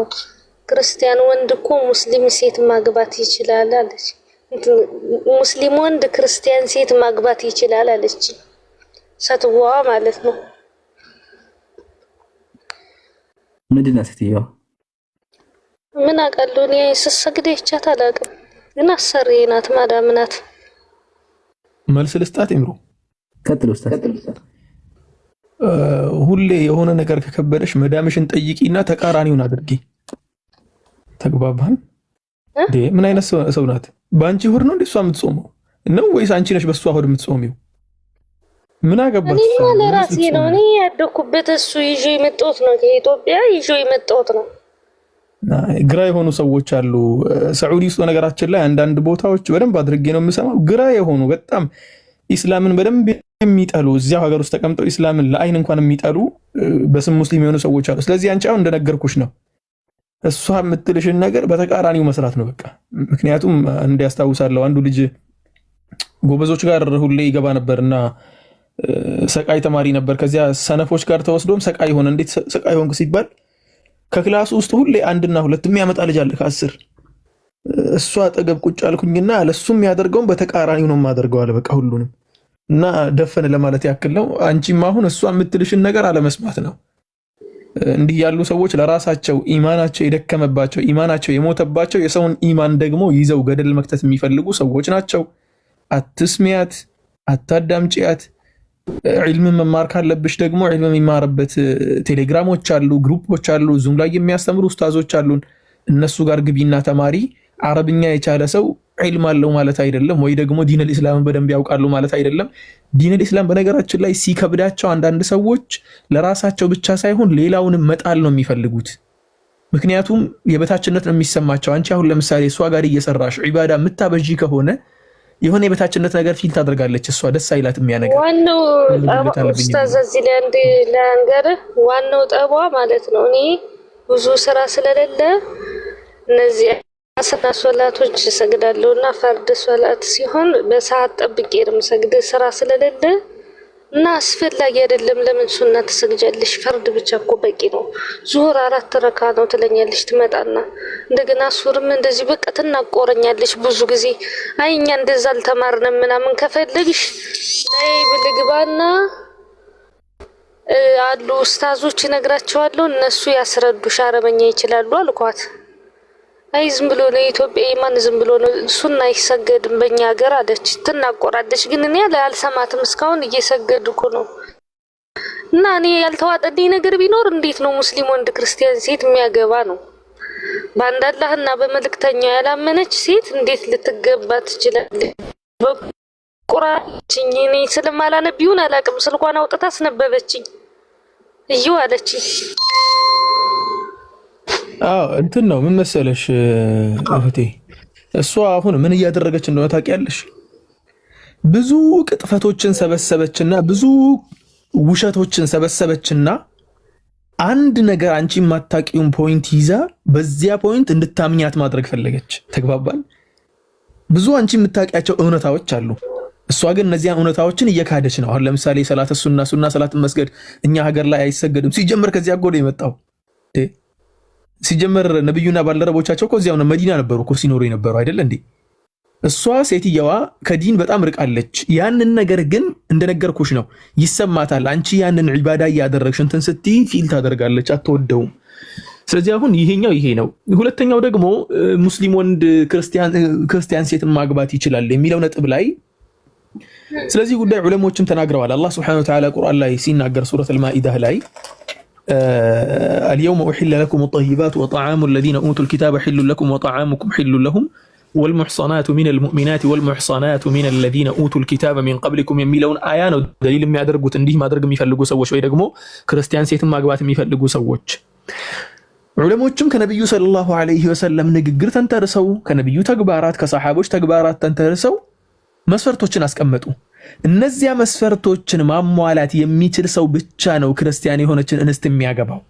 አንደኛ ነገር መውዲዕ አልቁዋ ላይ ሲሆን ማለትም እሱ የቤቱ ጉዳይ ላይ ሙሉ በሙሉ ፈራጅ ከሆነ ማለትም ውሳኔው ሙሉ በሙሉ በሱ እጅ ከሆነ ልጆቹን በአጠቃላይ በኢስላም ላይ ብቻና ብቻ ማሳደግ የሚችል ከሆነ ወደ ሌላ እምነት የማይሄዱ ከሆነ ማለት ነው። ያ ማለት የግድ ሀገሪቷ ኢስላማዊ ሀገር መሆን አለበት። ከዚያ ውጭ ግን አሁን እንደ ፈረንጅ ሀገር መሰል ሀገራት ላይ ከሆኑ አበደን አይታሰብም ይሄ። ሶስተኛ ነገር ደግሞ ሰውየው የዲን አልኢስላም ዕውቀት ያለውና እሷ ሹብሃ ካመጣች ሹብሃውን በደንብ አድርጎ መመለስ የሚችል ከሆነ እና ሌሎች መስፈርቶችን አስቀምጠዋል። እነኚህ መስፈርቶችን በደንብ አድርገሽ ቁጭ ብለሽ ከተመለከትሽ አሁን ባለንበት ዘመን ሲጀመር ዑለሞች እኮ ሲያስቀምጡ አላህ ቁርአን ላይ የተናገረው እኮ ምንድን ነው ያለው? ምንድን ነው የሚለው? ወላ ተንኪሑል ሙሽሪካቲ ሐታ ዩእሚነ ወላ አመቱን ሙእሚነቱን ኸይሩን ሚን ሙሽሪከቲ ወለው አዕጀበትኩም ወላ ተንኪሑል ሙሽሪኪነ ሐታ ዩእሚኑ። እነዚያ አጋሪ የሆኑትን ሙሽሪክ የሆኑትን ካፊሮችን አታግቧቸው አለ። እንዲሁ ሙስሊም የሆነች ባሪያ በባርነት የምትሰራ አገልጋይ የሆነች ሴት እኮ ትሻላለች ከሌላ እምነት ተከታይ ከክርስቲያን ወይ ደግሞ ከአይሁድ ነፃ ከምትባል ሴት ይችኛዋ ትሻላለች። ስለዚህ አሁን ዑለሞች ምን አሉ? እዚህ ጋር ቁርአን እንዳስቀመጠው የሙስሊም ሴት የሚያገባት የሙስሊም ሴት አለመገኘት አለበት። ሙስሊም ሴት የማያገኝ ከሆነ ሰውየው በዚህ ዘመን እስቲ አሁን ሙስሊም ሴት የማያገኝ ሰው አለ? ላ እንዲሁም ሙስሊሞች ናቸው በጣም የሚበዙት። አሁን አረብ ሀገርን ብትወስጂ ሙስሊሙ ነው የሚበዛው። ኢትዮጵያ ላይ ብትመጪ ሙስሊሙ በጣም ብዙ ነው። ይሄን ሁላ ትቶ ግን ክርስቲያኒቷ ጋር የሚሄደው ሰው ለምን እንደሚሄድ አብዛኞቻችሁም ታውቃላችሁ በደንብ አድርጋችሁ ማለት ነው።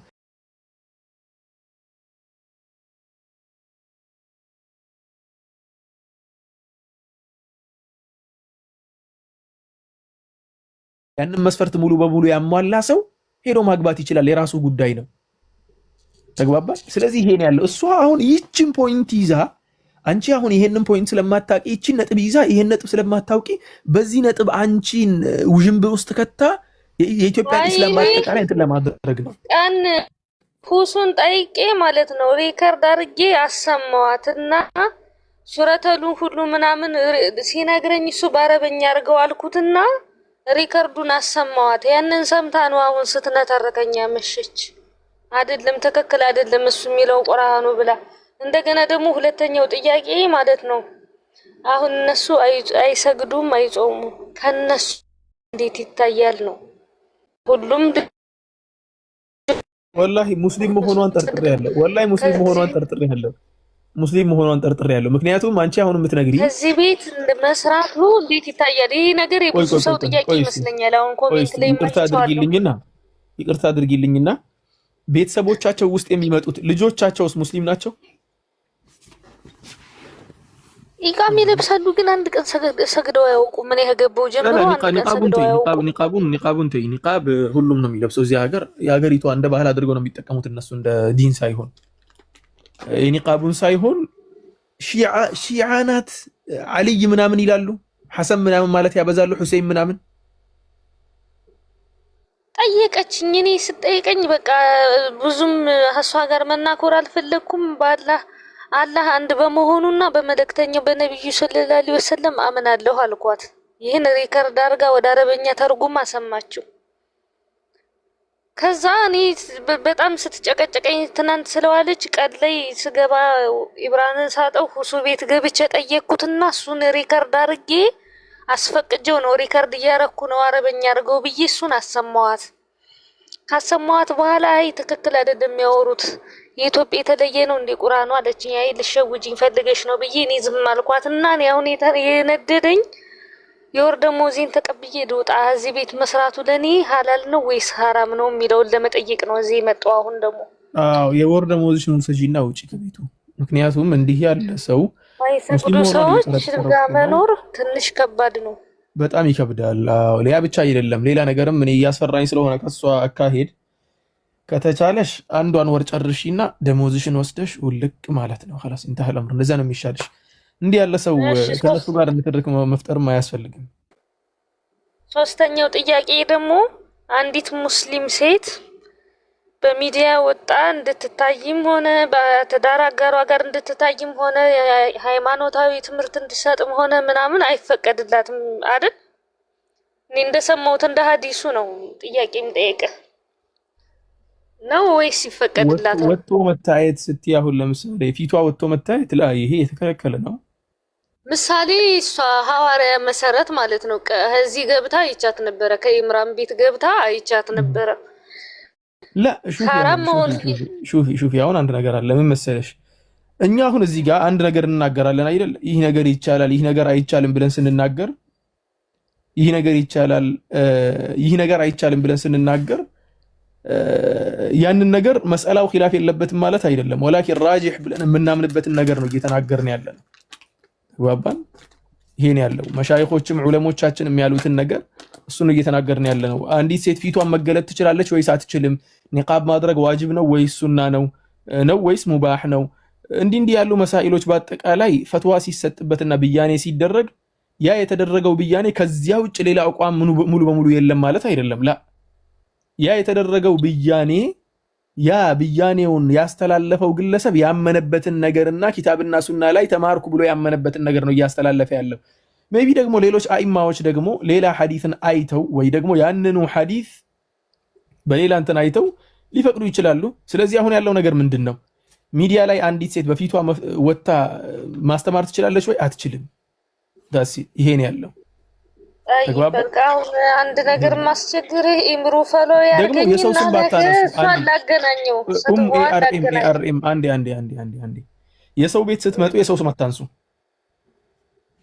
የሆነ ጥያቄ ለመጠየቅ አይደል የመጣችሁት? እኔ አሁን ለምሳሌ ቅድም የእሷን ስም ልጠይቅሽ ነበር፣ ወላኪን ፕራይቬሲ ነው የሴትየዋን ስም ማለት ነው። አልጠይቅሽም። ለምንድን ነው የምጠይቅሽ? ለጥያቄ ነው የመጣሽው አበደን። አንቺም አሁን ስምሽ ማን ነው ብዬ አልጠይቅሽም። ምክንያቱ ሲባል እንትን ነው። ሌላኛው ነገር ደግሞ ሚዲያ ላይ ወጥተሽ ስትጠይቂ በተለይ ሚዲያ ላይ ያሉ ወንድምና እህቶችን ስም መጥራት ትክክል አይደለም። ምክንያቱም አንድ ነገር ፈትዋ እየጠየቅሽ ከሆነ ፈትዋው ሌላ ነገር ነው። ያን ነገር ይዘሽ አፕላይ ማድረጉ ያንቺ ስራ ነው። ተግባባን አይደለ? ይሄ ነው ያለው። አንዴ አሁን አጠረት እናደርገው ኢንሻአላህ።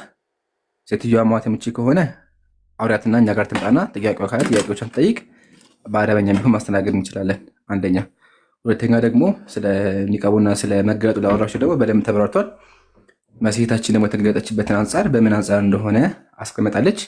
ይለከለች ቪዲዮ የሰራችን ቪዲዮ ማየት ትችላለሽ እና ኡስታዝ ገልጸዋል። ጥያቄ ስትጠይቅ ከሰው ጋር ማጋራት የለብንም። ለምን ያፈቱ አስተዋይ የተገበው ሳይተገበል የሚለው ነገር ራሱን የቻለ ስለሆነ ማለት ነው። ስለዚህ ነገ ዘሻት ነኝ እሺ ካለችኝ እንግዲህ ካልናቀችኝ ያው እንደ ሰራተኛ ስለሆነ የሚያዩነኛን ካልናቀች እስቲ ጠይቃታለሁ። ጧት እንደዛ ከሆነ በቃ ንቀሽ ማለት ነው። ስራሽ ላይ አተኩሪ። እዛ ሄድሽው አንቺ እሷን እንዲህ ልታስተምሪም አይደለም። ነግረሻታል። ከሰማች ትስማ፣ ካልሆነ ትስማ። ስራሽ ላይ ብቻ አተኩሪ። በቃ ካላስ ልጅ እየተጣላች ሆኖ ነው እኮ።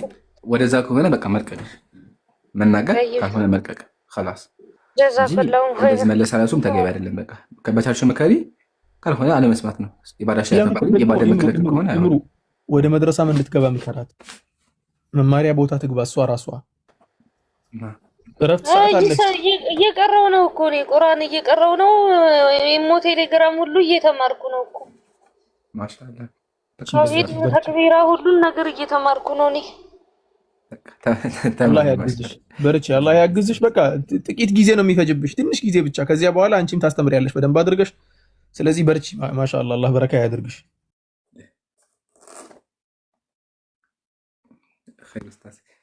ቅዱሳን 1400 እስካሁን አወጡም እንዴ? ምንድን ነው እናንተ እንቅልፍ የላችሁ? ምን ነው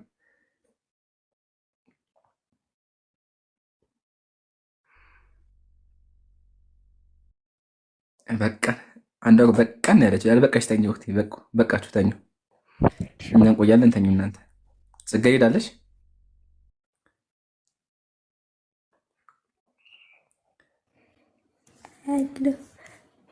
እንዴ? እስካሁን አልተኛሽም? ማሻአላ።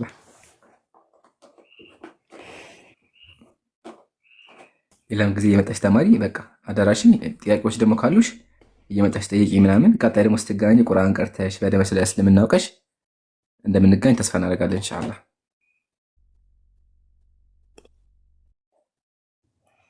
ትንሽ ተምሬያለሁ። ዋትስአፕም ሆነ ኢሞም ሆነ የምከፍትበት ሸሪዓ የሚተባበር ይካለ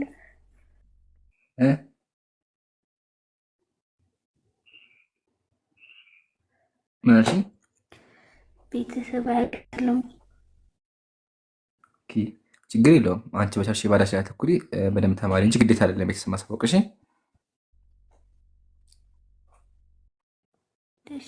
ለመማር ባይል ቁርአን ቅራት ፈልጋለሁ። ግሩፕ አለ ኦንላይን ላይ፣ እዚሁ በአካል ሳይሆን ኦንላይን ላይ አለ። ቴሌግራም ላይ ያወራሻ ኡስታዝ ጀማል በውስጥ አወራሻ አወራቸው።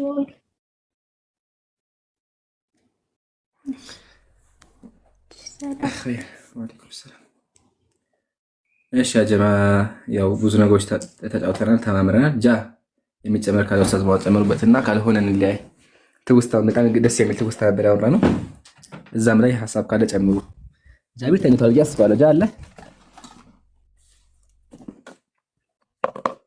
ሀቢቢ እና የሚጨመር የለም። ያው ብዙ ነገር ተባለ። ሱመያ ከኛ ጋር ተደምራለች። ማሻአላ ያው ደስ ይላል እንዴ ስንበዛ።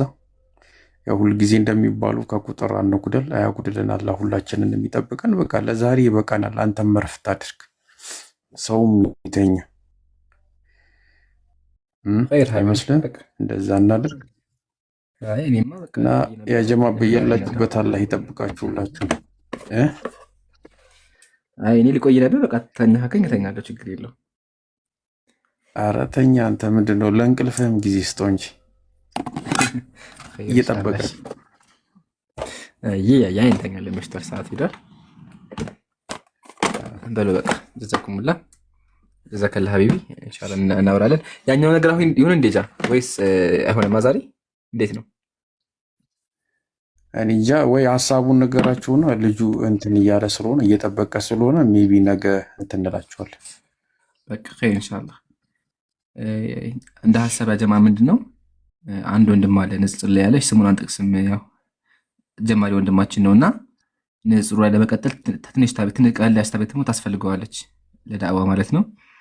እና እሱ ላይ ማገዝ የምትችሉ ካለ በውስጥ አውሩን ኢንሻአላህ። ያው ግን ይሄን ስታደርጉ እንትን ነው የሆነ ግዴታም ነገር ስላልሆነ ሜቢ ኢሮፕ ያላችሁ ምናምን ናቸው እንጂ የመዳም ቀሞች አያስፈልግም። እሺ ያው እናንተ ስራችሁ ላይ እንትን አድርጉ፣ አላማም ስላላችሁ። ግን ኢሮፕ ያላችሁ ሰዎች ወንድሞች ካላችሁ ገዝታችሁ የሚልኩ ከሆነ ኸይር ኢንሻአላህ። ግን ሊቆይ ስለሚችል አቶሎም ስለሚፈልግ እዚህ ይገዛ ደግሞ ካላችሁ ኢንሻአላህ የምትችሉ በውስጥ አሩን ጃኔም እኔም በውስጥ አሩኝ ኢንሻአላህ። ይሄን ያለው እሺ እኛ ነው ላላ የመዳም ቀሞች ላሺ ግዴታም ስለሆነ እናንተ ግዴታ አይሆንባችሁም። እናንተ ላይ አታስቡ። ኸይር ጃ የሚጨመር ካለ ጨምርበት። ላይ ከአንድ ንጽጽር የሚጀምር ልጅ አለ። አሪፍ ታውቁታላችሁና ስሙ እንዲጠቀስ ስላልፈለገ ነው ጠይቆን ነው።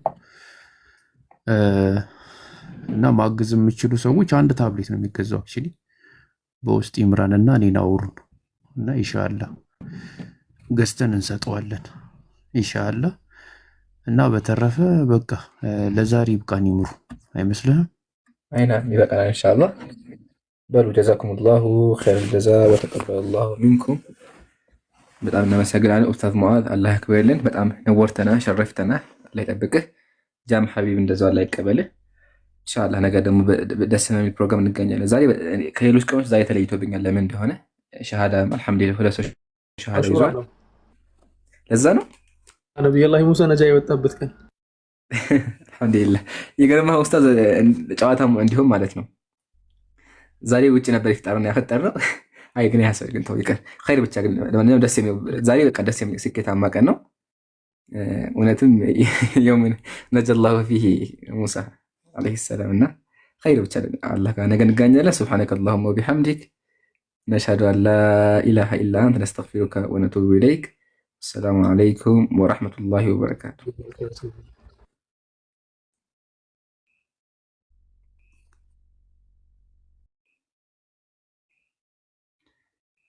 ምስጋና ደስ አይደለ? ልዘጋው ስል ምስጋና ተዛኝ እና ሞዴሬተሮች ጀዛኩሙላህ፣ ኡስታዝ ጀማል፣ ኢክራም፣ ዚክራ ጀዛኩሙላህ፣ ታፍታፍ ስታደርጉ የነበራችሁ እህቶችም ጀዛኩሙላህ። እሺ ሰላም አለይኩም።